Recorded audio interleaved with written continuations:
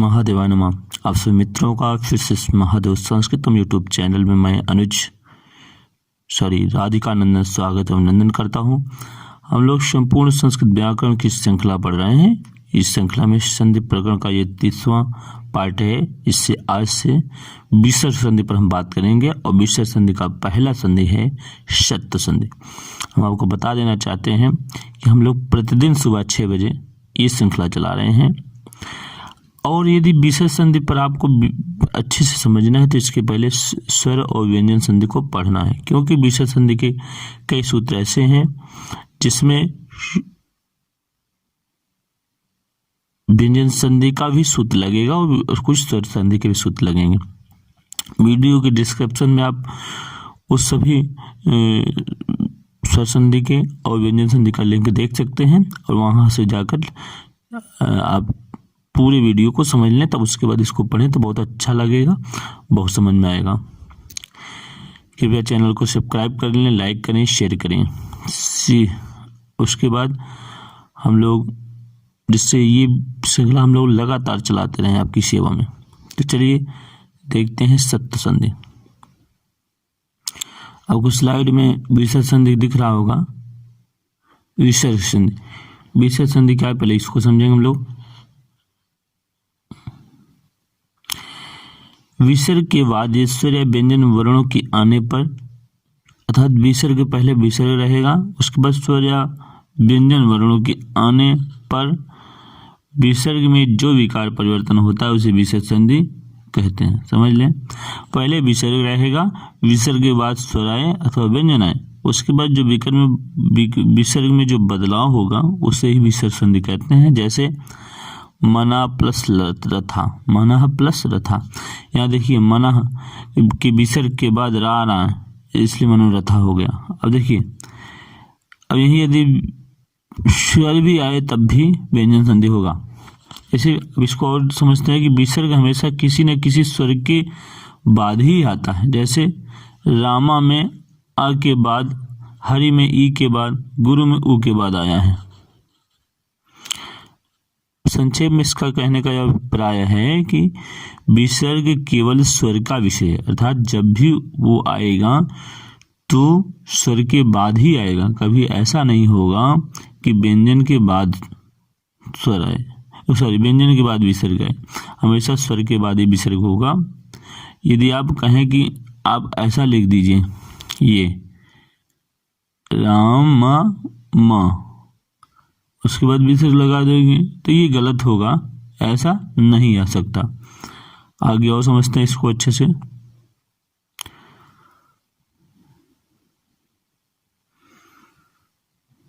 देखिए, ये आगे कहते हैं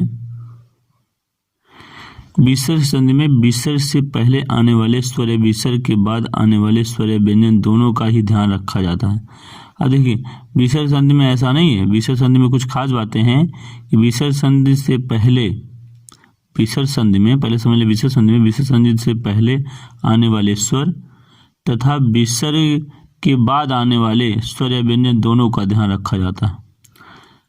कहने का अभिप्राय है कि विसर्ग के पहले जो आया हो, यदि मान लीजिए विसर्ग है, इसके पहले जो स्वर या व्यंजन आया हो और इसके बाद जो स्वर या व्यंजन आया हो, दोनों का ध्यान रखना होता है इसमें।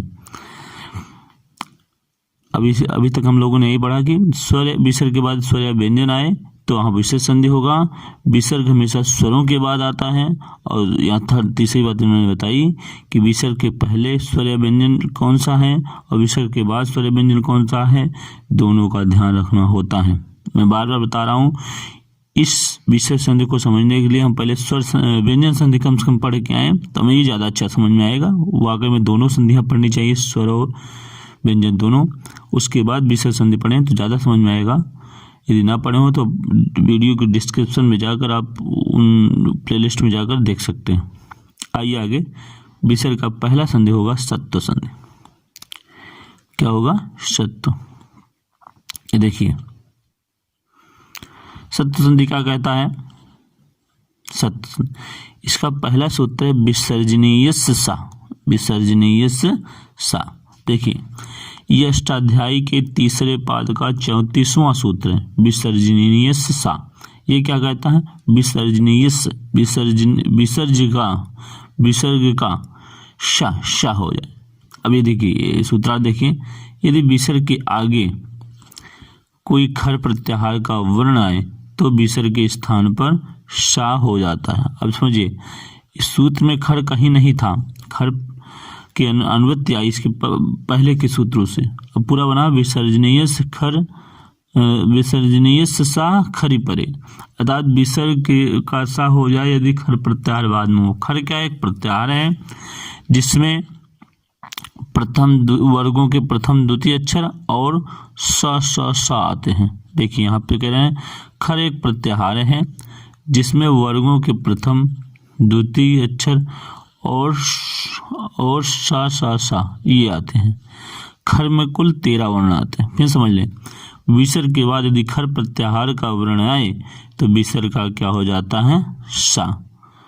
और खर प्रत्याहार है जिसमें वर्गों के प्रथम अक्षर, द्वितीय अक्षर और सा आते हैं। आइए इस विसर्जनीय सा को समझने के लिए हमें निम्न बातों का ध्यान रखना अत्यंत आवश्यक है। देखिए, नंबर 1, इस नियम को समझने के लिए निम्नलिखित बातों का ध्यान देना आवश्यक है। मतलब इसमें कई पार्ट होंगे, अर्थात एक नियम के साथ दो सूत्र लगेंगे।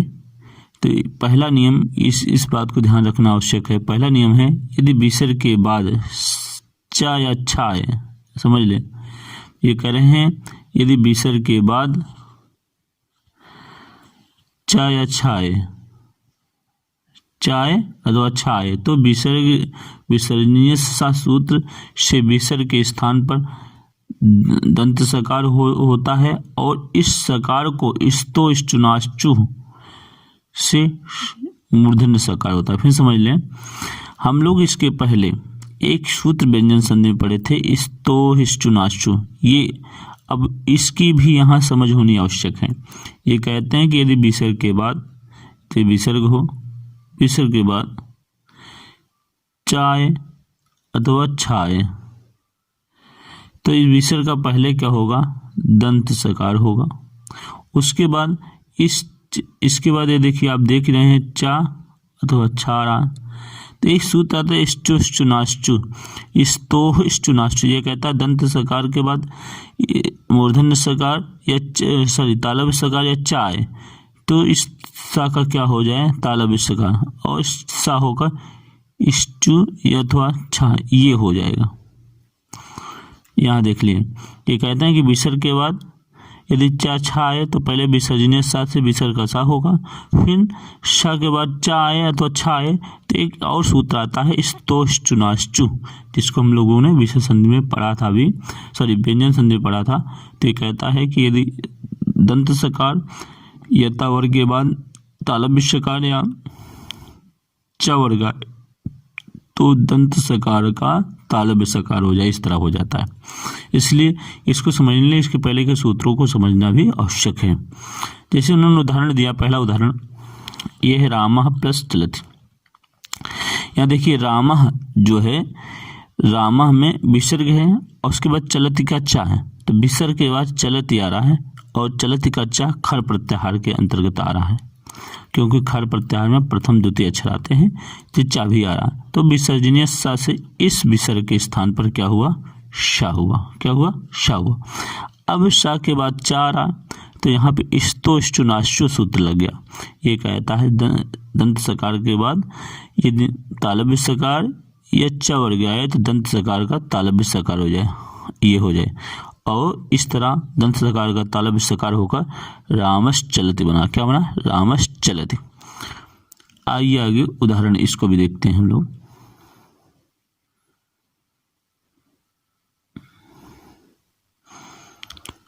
यहाँ देखिए वही सेम टू सेम यहाँ भी है, निह प्लस छलम, निह प्लस चलम। यहाँ भी विसर्ग के बाद छा रहा है जो खर प्रत्याहार के अंतर्गत है, तो विसर्जनीय सा से पहले विसर्ग का क्या हो गया? शा हो गया। फिर सा के बाद छा रहा है तो इस्तोश्चुनाश्चु यहाँ सूत्र आया। ये इसने कहा कि दंत सकार के बाद यदि तालव्य सकार या चा वर्ग आए तो दंत सकार का तालव्य सकार हो जाए।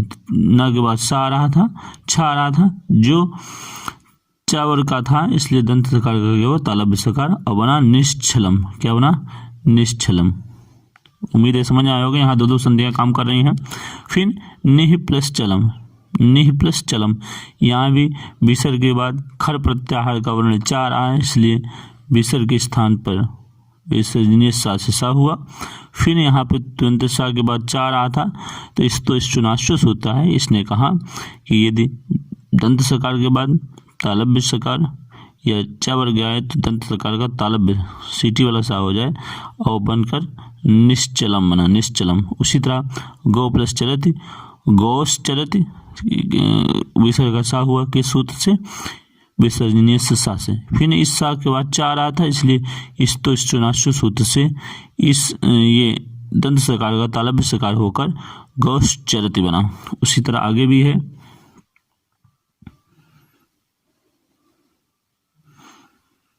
उसी तरह हमारा याद है, देखिए है का प्लस चित, का प्लस, यहाँ विसर्ग के बाद चा रहा था जो खर प्रत्याहार का अंतर्गत था, इसलिए विसर्ग के स्थान पर सा हुआ किस सूत्र से, विसर्जनीय सा से।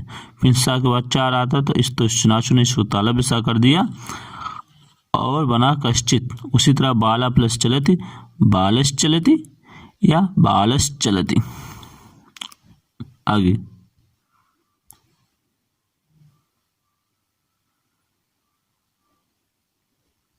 अन्य उदाहरण भी देख लें। उसी तरह है निह प्लस चया, निश्चया, निस प्लस चया बना विसर्जनीय सा से। फिर सा को तालव्य सा इस्तोश्चुनाश्चुस हुआ और बना निश्चया। ये बड़ा समझ लें। पूर्वा प्लस चंद्रा, यहाँ पूर्वा विसर्ग के बाद, पूर्वा के विसर्ग के बाद चा रहा था जो खर प्रत्याहार के अंतर्गत था, इसलिए विसर्ग का सा हुआ, दंत सकार आदेश हुआ किस सूत्र से, विसर्जनीय सा से। फिर इस दंत सकार के बाद चा रहा था तो एक सूत्र आया इस्तोश्चुनाश्चु। इसने कहा कि दंत सकार के बाद यदि चा वर्ग आए तो दंत सकार का तालव्य वर्ग होकर पूर्णस चंद्रा होना। क्या बना, पूर्णस चंद्रा। उसी तरह हरि प्लस चलती, हरिश चलती किस सूत्र से, विसर्जनीय सा से। फिर इसके बाद सूत्र इस्तोश्चुनाश्चु, उससे बना हरिश चलती। उसी तरह हरि प्लस चलती, हरिश चलती विसर्जनीय सा से। फिर हरिश चलती बना इस्तोश्चुनाश्चु से। यहाँ दो सूत्र काम कर रहे हैं एक साथ। कौन कौन से सूत्र, विसर्जनीय सा और इस्तोश्चुनाश्चु। इसलिए इस संधि को पढ़ने के लिए आप व्यंजन संधि जरूर पढ़ें। आप वीडियो की डिस्क्रिप्शन में इसका लिंक दिया हुआ है। आगे चलते हैं। दूसरा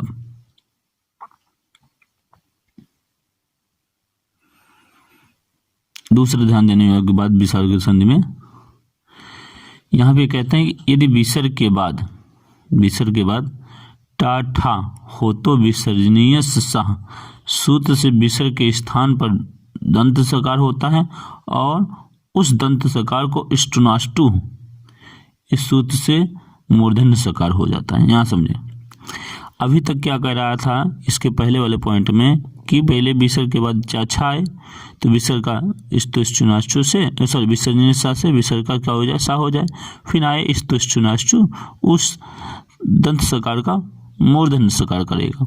अब यह क्या कहता है, यहाँ पे एक दूसरी संधि, उसका जो विकल्प था इस्तोश्चुनाश्चु का, इष्टुनाष्टु जो था उसके अनुसार काम करने लगा, क्योंकि बाद में टा वर्ग का अक्षर आ रहा था। जैसे पहला उदाहरण देखें, रामा प्लस टीकते, रामा प्लस टीकते, ये उदाहरण। यहाँ देखें आप तो रामा का जो विसर्ग है उसके पास टा, उसके बाद टा वर्ग आ रहा है। क्या आ रहा है, टा आ रहा है, जो किसका है, जो खर प्रत्याहार का है। किसका है, खर प्रत्याहार का। तो विसर्जनीय सा सूत्र आया। इसने कहा यदि विसर्ग के बाद खर प्रत्याहार का वर्ण हो तो विसर्ग का क्या हो जाए, सा हो जाए। सा हो गया, दंत सकार हो गया। फिर दंत सकार के बाद टा आ रहा था। क्या आ रहा था, टा। आपको याद होगा इसके पहले हम लोगों ने विसर्ग संधि में व्यंजन संधि में एक सूत्र पढ़ा था, इष्टत्व संधि। इसने कहा था, ये कहता है कि दंत सकार के बाद यदि मूर्धन्य सकार या टा वर्ग आए तो इस दंत सकार का मूर्धन्य सकार हो जाएगा। तो यहाँ दंत सकार के बाद टा वर्ग आ रहा था, इससे इष्टुनाष्टु सूत्र ने इस दंत सकार को मूर्धन्य सकार किया और रामष्टीकते बनाया। क्या बनाया? रामष्टीकते। ठीक उसी प्रकार दूसरा उदाहरण भी है, धनुष प्लस टंकारा। धनु प्लस टंकारा, तो धनुष में जो विसर्ग है उसके बाद टा वर्ग आ रहा है, तो जब धनु के विसर्ग के बाद टा आ रहा है और टा जो है खर प्रत्याहार के अंतर्गत वर्ण है, तो विसर्जनीय सा से इस विसर्ग के स्थान पर क्या हुआ? शा हुआ। अब शा के बाद टा आ रहा था, तो एक सूत्र यहाँ फिर से आया इष्टनाष्टु वाला। इसने कहा यदि दंत सकार के बाद टा आए तो दंत सकार का मूर्धन्य सकार हो जाए। मूर्धन्य सकार हो गया और बन गया धनुष टंकारा। उसी तरह रामा प्लस टकारा, यहाँ भी रामा के विसर्ग के बाद जो ये ठा रहा था वो खर प्रत्याहार के अंतर्गत है, इसलिए विसर्ग का यहाँ क्या हुआ? दंत सकार हुआ। किस सूत्र से? विसर्जनीय सा से। अब विसर्ग उस शाखा के बाद ठा आ रहा था, तो इष्टुनाष्टु सूत्र आया। इसने कहा यदि दंत सकार के बाद टा वर्ग आए तो दंत सकार का मूर्धन्य सकार हो जाए और बन गया उदाहरण रामष्टंकारा। रामष्टंकारा। अब इस सत्व संधि का तीसरा भाग देखेंगे। तीसरी बात देखिए, यहाँ सब लोग तीसरा देखेंगे। तीसरा सत्व संधि का तीसरा भाग। तो सत्व संधि में तीसरी ध्यान देने योग्य बातें हैं। यदि विसर्ग के बाद दंत सकार या था आए तो विसर्ग के बाद यदि ता या था आए तो विसर्जनीय सा सूत्र से विसर्ग के स्थान पर शा हो जाता है और वह शा जैसा का तैसा रहता है, अर्थात सा ही बना रहता है। जैसे अभी तक बोला है कि विसर्ग का सा होगा, फिर सा का मूर्धन्य सा हो जाएगा तो इष्टुनाष्टु से फिर उसके बाद इष्टुनाष्टु से तालव्य सा हो जाएगा। यहाँ कह रहा है कि यदि विसर्ग के बाद ता अथवा था तो विसर्ग के स्थान पर विसर्ग ही रहेगा। विसर्ग के स्थान पर सा हो जाएगा, उसके बाद सा का सा ही रहेगा, उसके बाद कोई परिवर्तन नहीं होगा। जैसे यहाँ पर उदाहरण, पहला उदाहरण है हरि प्लस त्राता। हरि प्लस त्राता। यहाँ देखिए हरि के विसर्ग के बाद ता आ रहा है जो खर प्रत्याहार के अंतर्गत है, तो इस हरि के विसर्ग का शा हो गया। किससे? विसर्जनीय से सा से, और संधि युक्त होकर पद बना हरिस्त्राता। इसके बाद सा का सा ही बना रहेगा कि वो बाद में ता आ रहा है। उसी तरह विष्णु प्लस तत्र। यहाँ पे विष्णु के विसर्ग के बाद तत्र का ता आ रहा है जो खर प्रत्याहार के अंतर्गत है, इसलिए विसर्जनीय से सा हो गया। विसर्ग का क्या हो गया? दंत सकार हो गया। ये दंत सकार हो गया। अब उसके बाद ता आ रहा है, इसलिए दंत सकार का दंत सकार ही रहेगा और वही होकर संधि कार्य होकर विष्णु तत्र बना। उसी तरह बाला प्लस तिष्ठति है, तो विसर्जनीय सा का विसर्ग के बाद ता आ रहा था जो खर प्रत्याहार के अंतर्गत है, इसलिए विसर्ग का सा होकर दंत सकार होकर बालस तिष्ठति बना। उसी तरह विष्णु प्लस त्रायते, तो विष्णु के विसर्ग के बाद ता आ रहा था जो खर प्रत्याहार के अंतर्गत है, इसलिए विसर्जनीय सा से शा होकर विष्णु त्रायते बना। उसी तरह इतः प्लस तता है, यहाँ भी विसर्जनीय सा से विसर्ग का दंत सकार हुआ क्योंकि बाद में ता था जो खर प्रत्याहार के अंतर्गत वर्ण है और संधि होकर इतस्तता बना। उसी तरह कुता प्लस तथा कुतस्तथा बना। आइए आगे का उदाहरण भी देख लें हम लोग।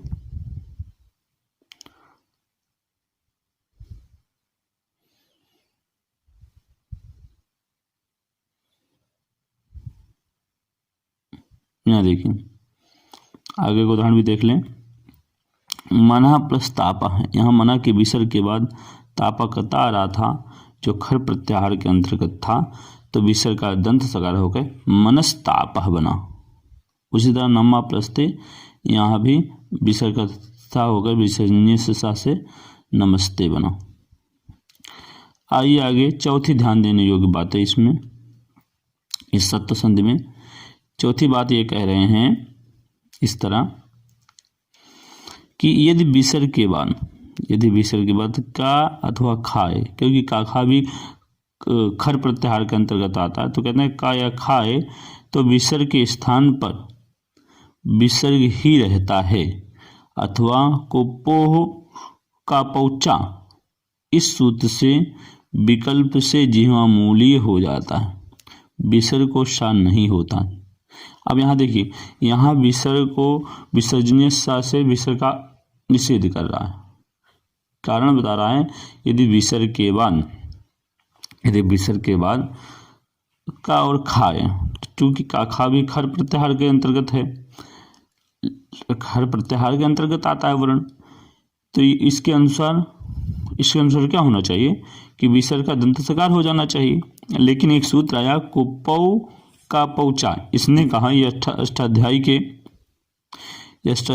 8वें अध्याय के तीसरे पाद का 37वां सूत्र है। इसने कहा यदि विसर्ग के बाद का और पाए तो विसर्ग का विसर्ग ही रहेगा, अथवा विकल्प से जिह्वा मूली हो जाएगा। जिह्वा मूल क्या है? का और विसर्ग का अर्ध विसर्ग हो जाना जिह्वा मूली है, का और खा के पहले। अब इसको कहाँ देखेंगे? इसको हम लोग वहाँ पढ़ के आए, इसके पहले के वीडियो में हम लोगों ने ये संज्ञा प्रकरण में पढ़ा था, और अब उसको यहाँ भी पढ़े होंगे शायद, कहाँ पे स्वर संधि भी हम लोगों ने थोड़ा इसको ध्यान दिया होगा। तो आइए देखते हैं अब उदाहरण के माध्यम से और समझते हैं इसको। यहाँ एक उदाहरण है बालका प्लस कीडति। यहाँ देखिए बालका में जो विसर्ग है उसके बाद का आ रहा है, और का खर प्रत्याहार के अंतर्गत है, इसलिए विसर्जनीय शास्त्र इसका इस विसर्ग का सा हो जाना चाहिए, दंत सकार। लेकिन एक सूत्र आया यहाँ पर कुपो का पहुंचा, इसने कहा यदि विसर्ग के बाद का अथवा खाए तो विसर्ग का विसर्ग ही रहे, अथवा विकल्प से जिह्वा मूली हो जाए। तो चाहे आप बालका क्रीडति लिख दें, अथवा अर्ध विसर्ग करके जिह्वा मूली बनाकर बालकप क्रीडति कर दें। उसी तरह बालका प्लस खेलती है, यहाँ भी का पौचा से विसर्जनीय सा होने वाले की निषेध हुआ, और बालका खेलती ही रहा, अथवा बालकप खेलती ऐसा हो गया जिह्वा मूली होकर। अब थोड़ा नोट ध्यान देख लें, इसमें कुछ ध्यान देने योग्य बातें हैं, इसको भी आप लोग समझ लें। नोट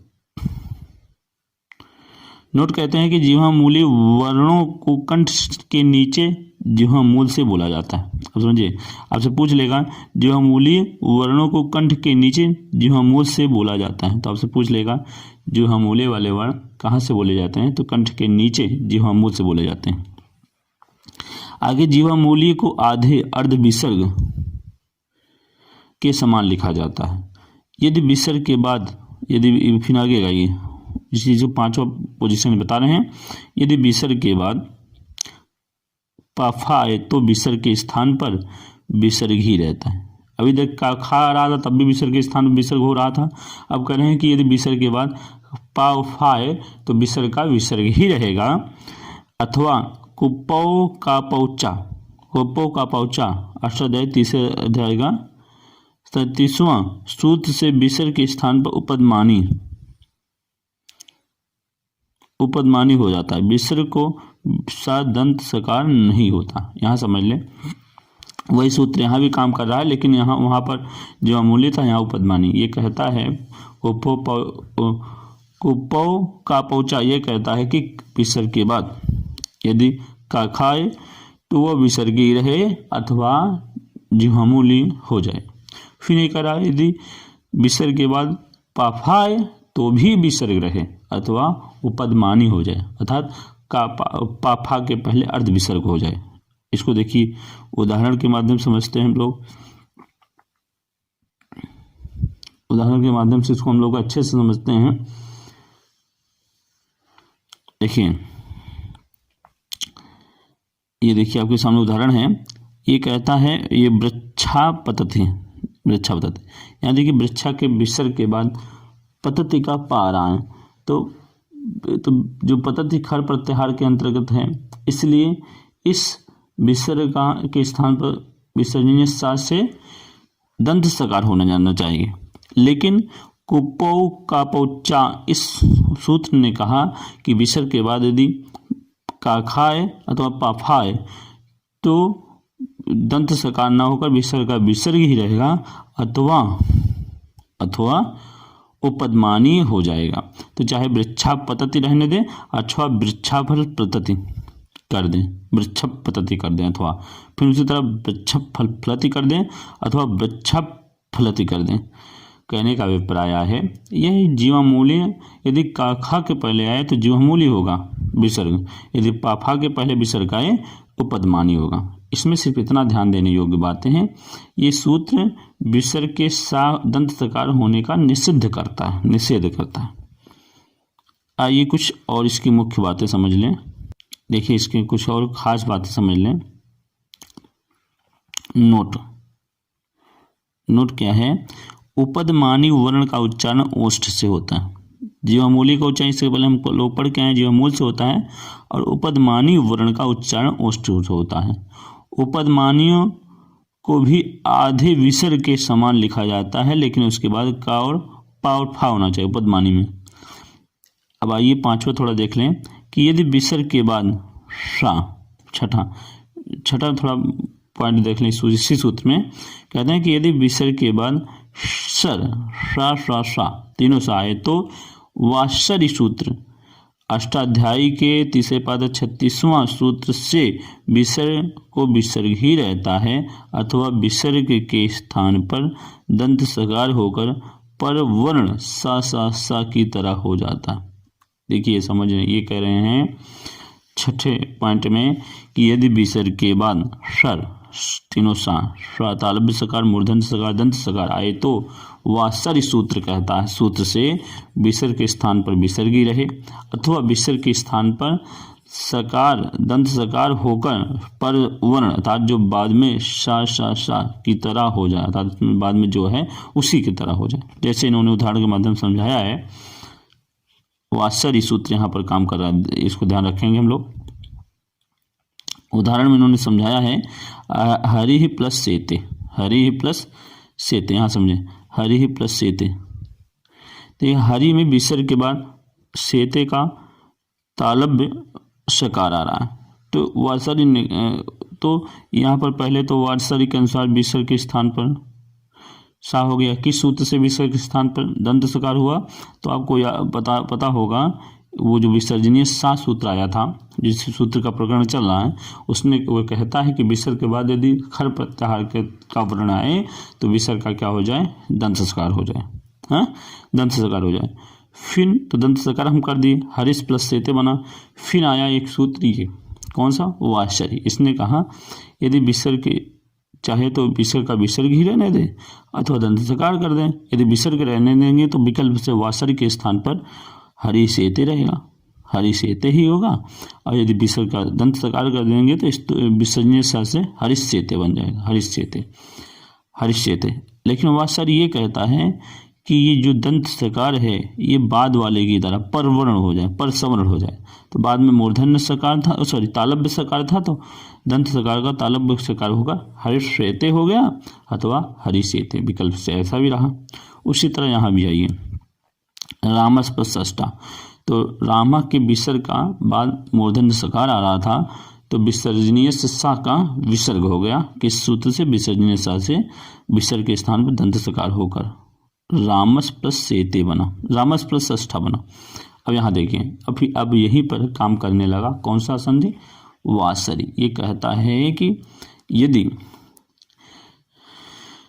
विसर्ग के बाद तीनों सा में से कोई सा आए तो उस विसर्ग के जो दंत सकार हुआ है बाद वाले की तरह सवर्ण हो जाए, अर्थात तालव्य सकार का मूर्धन्य सकार हो जाए अथवा विसर्ग ही रहे।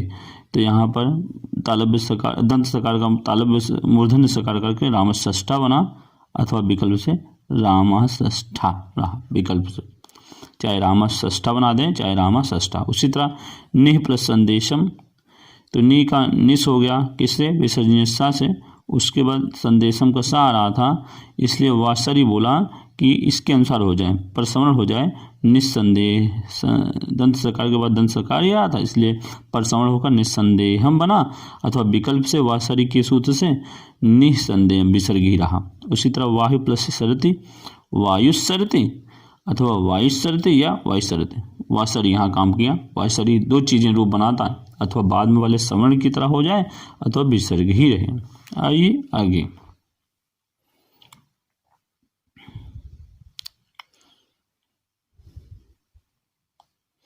अब यहाँ भी देखिए एक बार यही सूत्र समझ लें, बालका प्लस सैना, बालका प्लस सैना।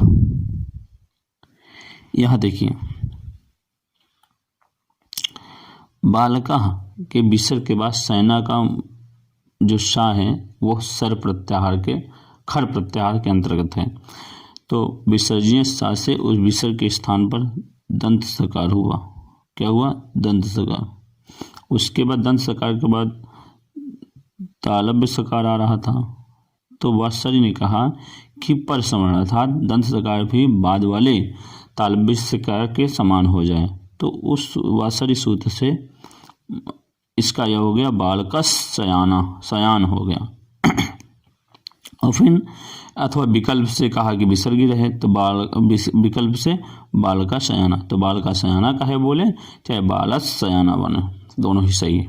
उसी तरह मुनि प्लस सेते, मुनि प्लस सेते का मुनिस प्लस सेते होगा, अथवा मुनिस सेते होगा, अथवा मुनि सेते होगा। उसी तरह कृष्णा पर सर्पा का कृष्ण सर्पा होगा, अथवा कृष्णा सर्पा, कोई भी कर दे, दोनों विकल्प हमारा सही होगा। उम्मीद है वीडियो आपको पसंद आया होगा। यदि वीडियो पसंद आया होगा तो चैनल को लाइक करें, सब्सक्राइब करें, शेयर करें। शीघ्र ही नए विषय के साथ मिलते हैं, तब तक के लिए महादेवाय नमः।